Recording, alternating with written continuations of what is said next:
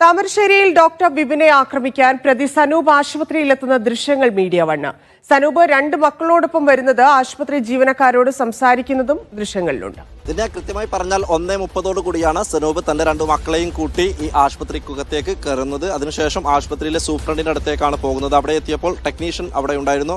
ആ ടെക്നീഷ്യനോട് അല്പസമയം സംസാരിക്കുന്നത് നമുക്ക് ദൃശ്യങ്ങളിൽ കാണാം. അതിനുശേഷമാണ് ഈ ഡോക്ടർ ഇരിക്കുന്ന മുറിക്കുള്ളിലേക്ക് ഈ സനൂപ് പ്രവേശിക്കുന്നത്. ഈ കുട്ടികളുടെ കയ്യിൽ ഒരു ബാഗ് കാണാം. അത് ഇന്നലെ ഈ അമ്മ, അതായത് കുട്ടികളുടെ മാതാവും അതുപോലെ സനൂപിന്റെ ഭാര്യയും ഇന്നലെ പറഞ്ഞിട്ടുണ്ടായിരുന്നു ഈ കുട്ടികളുടെ കയ്യിൽ ഒരു ബാഗുള്ള കാര്യം. ആ ബാഗിലാണ് ആയുധം ഉണ്ടായിരുന്നത് എന്നുള്ളതാണ് പോലീസും പറയുന്നത്. അങ്ങനെ ഈ ആയുധം ഉണ്ടായിരുന്ന ബാഗും കയ്യിലേന്തിക്കൊണ്ടാണ് സനൂപ് ആശുപത്രിക്കകത്തേക്ക് പ്രവേശിക്കുന്നത്. അങ്ങനെ കുട്ടികളെ ആശുപത്രിക്കുള്ളിലേക്ക് കയറ്റാതെ പുറത്തെവിടെയോ നിർത്തിയ ശേഷമാണ് സനൂപ് ഈ ആശുപത്രിക്കകത്തേക്ക് പോകുന്നത്. അങ്ങനെ അവിടെ എത്തി ടെക്നീഷ്യനുമായി സംസാരിച്ച ശേഷമാണ് ഈ ഡോക്ടറുടെ മുറിക്കുള്ളിലേക്ക് പ്രവേശിക്കുകയും അങ്ങനെ യാതൊരു പ്രകോപനവും കൂടാതെ തന്റെ കുഞ്ഞിനെ കൊന്നു എന്ന് പറഞ്ഞുകൊണ്ട് ആക്രോശിച്ചുകൊണ്ട് ഈ ഡോക്ടർക്ക് നേരെ വടിവാൾ ഉപയോഗിച്ചുകൊണ്ട് ഈ ആയുധം ഉപയോഗിച്ചുകൊണ്ട് വെട്ടുന്നത്. ആ സംഭവങ്ങളാണ് ഇപ്പോൾ CCTV ദൃശ്യങ്ങളിൽ കാണുന്നത്. ഇന്നലെ ഈ സനൂപിന്റെ ഭാര്യ പറഞ്ഞതുപോലെയുള്ള സംഭവങ്ങൾ തന്നെയാണ്. ആ ഒരു ഭാര്യ പറഞ്ഞതിനെ സാധൂകരിക്കുന്ന തരത്തിലുള്ള ദൃശ്യങ്ങൾ തന്നെയാണ് പുറത്തു വന്നിട്ടുള്ളത്. ആ ദൃശ്യങ്ങളിൽ കൃത്യമായി കാണാം സനൂപ് തന്റെ 2 മക്കളെയും കൂട്ടി ആശുപത്രിക്കകത്തേക്ക് പ്രവേശിക്കുന്നത് 1:33 കൂടിയാണ്.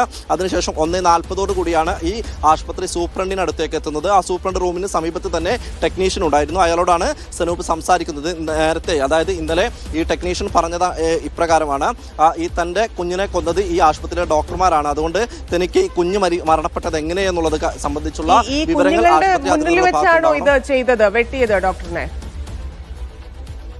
ഇതിനെ കുഞ്ഞുങ്ങളെ ആ ദൃശ്യങ്ങളിൽ കാണുന്നില്ല. അതായത് സൂപ്രണ്ട് റൂമിനുള്ളിൽ എത്തിയ ശേഷം ഈ കുഞ്ഞുങ്ങളെ ഒന്നും തന്നെ ദൃശ്യങ്ങളിൽ കാണുന്നില്ല. പകരം ആശുപത്രിക്കകത്തേക്ക് കയറുമ്പോഴാണ് 2 മക്കളും കൂടെ ഉണ്ടായിരുന്നത്. മക്കളുടെ കയ്യിലാണ് ഈ ബാഗ് ഉണ്ടായിരുന്നത്. ബാഗിനുള്ളിലാണ് ആയുധം ഒളിപ്പിച്ചത് എന്നുള്ളതാണ് പോലീസും കണ്ടെത്തിയിരിക്കുന്നത്. അതിനുശേഷം മക്കളെ കൂട്ടാതെയാണ് സനൂപ് ആശുപത്രിക്കുള്ളിലേക്ക്, അതായത് സൂപ്രണ്ട് റൂമിനടുത്തേക്ക് പോകുന്നതും അതുപോലെ ഡോക്ടറെ ആക്രമിക്കുന്ന സംഭവങ്ങൾ ഉണ്ടായത്. ആ സമയത്തൊന്നും തന്നെ കുഞ്ഞുങ്ങളെ ദൃശ്യങ്ങളിൽ കാണാൻ കഴിയുന്നില്ല. ഏതായാലും കുഞ്ഞുങ്ങളെയും കൊണ്ടാണ് ആശുപത്രിയിൽ എത്തിയത്.